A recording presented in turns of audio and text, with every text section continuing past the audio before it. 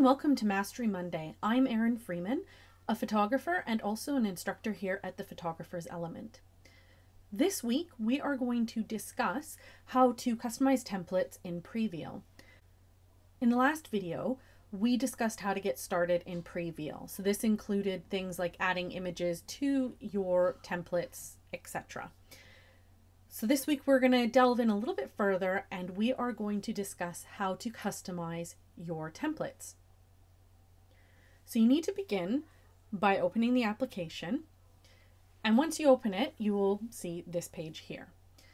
You need to click on Get Started, which will then take you to another option, which, as you can see, has icons at the bottom that says Set Room Image, Template Groups, and Build Template and Share. We are going to focus on building a template. So if you click on that button, that will then bring you to your template building page. Along the top, you will notice a menu bar. The plus symbol adds another blank canvas. And this is really useful if you want to create clusters of different sizes. The next icon adds a frame and matting to your canvas. So if you only sell frames and not canvases or other types of wall art, this is a fantastic tool to show your clients exactly what their images will look like in a frame. The third icon rotates your canvas or frame. And that's excellent if you're building a cluster and you want to position things differently. So you might want a portrait or you might want it landscape. And the fourth icon duplicates the canvas. So it does exactly what it says. So if you've created a frame, it will duplicate that canvas or frame exactly in the same size and style. So if you put a frame and matting around it, it will duplicate it that way. And the last icon here is your save icon, which we will go into further on how to save your templates once you've designed and created how you want them to be. And finally, this is the size of your canvas or frame that you've created. To resize the canvas you've created, simply touch the round button on the bottom right-hand corner of the canvas or frame that you are creating, hold and drag it until you see the size that you want. You will notice that the numbers in the menu bar will change. If you want to reposition the canvases, so you can see here that I've got two different sized ones. If you want to reposition them, simply pinch your fingers together on the screen and move them around on the screen. I don't know how best to explain that other than a little bit of trial and error. It took me a little while to figure out that you actually had to have two fingers and you had to pinch them together to be able to move them around.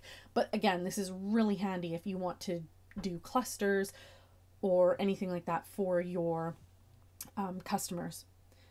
So along the bottom, as I mentioned before, you will see Set the Room Image, Template Groups, Build Image, and Share. I generally, when I'm creating these templates, I don't set a room image.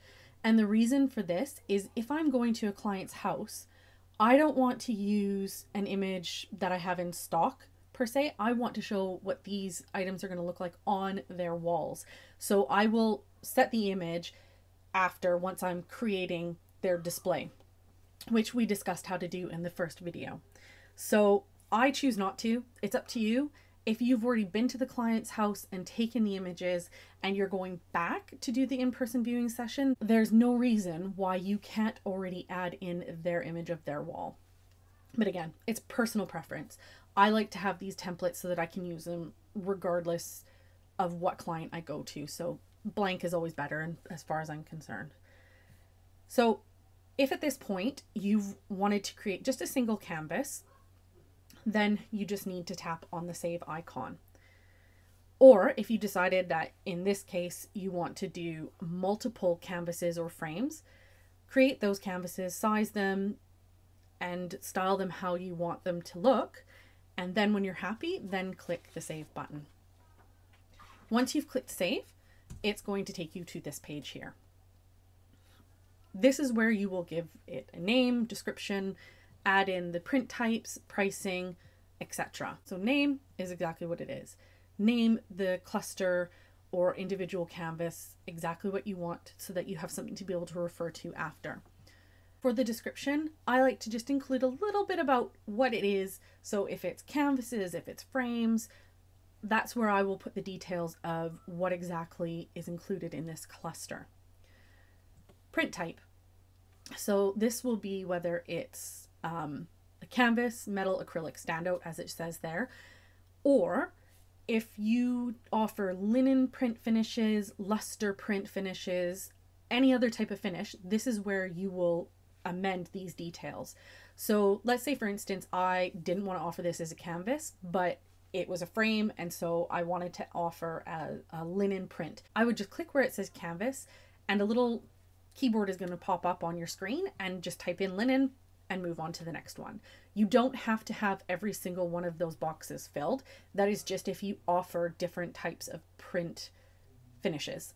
So next, you're going to add the price according to what you're going to charge the client. Make sure that the price coincides with what's listed above it. So for canvas, you'll want to put your canvas price directly underneath it. This will make it very clear and easy for your client to see exactly what the price is. And finally, you can make it a favorite. This makes it easier if you have certain canvases or collections that you sell a lot of. If you favorite them, it will make it easier to bring them up when you're designing the actual wall art for your clients at your in-person viewing session. So finally, if you're happy with that, simply click on the check mark to save it. And if you're not, for instance, if you decide, oh, actually, I want to add another canvas to this one, or I need to change the size of one of these canvases because, oops, I don't actually offer that size, click on the X button, and that will take you back to the previous page so you can amend accordingly. So once you're happy with this and you've clicked the check mark, it will take you to this screen here. You will notice along the bottom is a set of icons. The icon highlighted looks like a person, and this icon will bring up all the templates you have created. The icon to the right of it is the favorites icon. So if you have chosen to add this template to your favorites, it will appear there. We discussed that in video 1 as well. So when you are coming to design your templates for your clients, you can either select on that little person or on the star to bring up your favorites, and then follow the steps that we set out in the first video. And that's it. You're done creating a new template. So I hope you found this useful, and we would love to hear your comments on how you use Preveal over on our Facebook page.